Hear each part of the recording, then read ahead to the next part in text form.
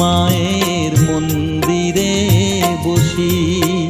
আমি অনাহুত একজন, আমি অনাহুত একজন, অনাহুত একজন। অনেক দোষেতে দোষী, আমায় একটু জায়গা দাও।